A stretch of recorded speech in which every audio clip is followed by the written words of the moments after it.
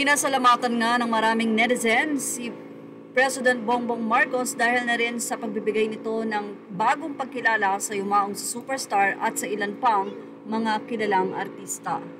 Mula sa Presidential Communication Office, President Ferdinand R. Marcos Jr. bestows the Presidential Medal of Merit to 4 female icons who have exceptionally shaped the national cultures in their respective disciplines and showcase the best of Filipino talent in music, cinema, television, and culinary recipes worldwide. In a ceremonial program at Malacanang Palace on May 4, 2025, President Marcos Jr. gives the Posthumous Award to Nora Honor Pilita Corrales, Gloria Romero, and Margarita Araneta Flores.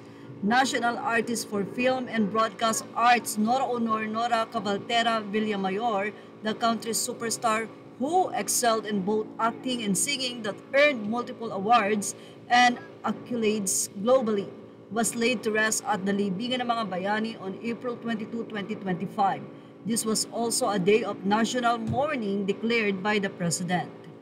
Samantala, present naman sila Ian Veneracion at Matet at ang magkakapatid na sina Lotlot, Kenneth, and Kiko upang i-receive ang nasabing award ng kanilang ina. Marami ang mga natuwa dahil pagkatapos nga ng libing ni Nora ay muling nakita ang magkakapatid na magkakasama. Tunay nga daw na kahit wala ng superstar ay nagniningning pa rin ito at hindi malilimutan ang kaniyang magandang ipinakita at ibinahagi sa mga Pilipino, lalong-lalo na sa showbiz industry.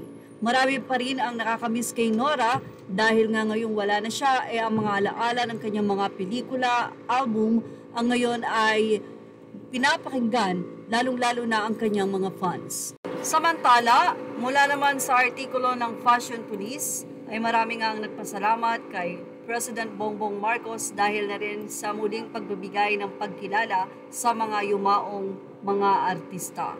Congratulations to these icons. Let's not wait until they pass to honor them. Agree, mas masaya kung buhay pa talaga sila noong ibinigay yan. Well, sabi nga ng mga netizen, huwag nang gumawa ng issue. Ang mahalaga ay ang pagkilala at nandiyan naman ang pamilya upang tanggapin ang nasabi nga pong karangalan. Sobrang proud na proud for sure ang mga anak ng superstar na sina Nora Honor dahil hanggang ngayon ay nire-representa nila ang matinding magandang pangalan na iniwan ng kanilang ina sa showbiz industry.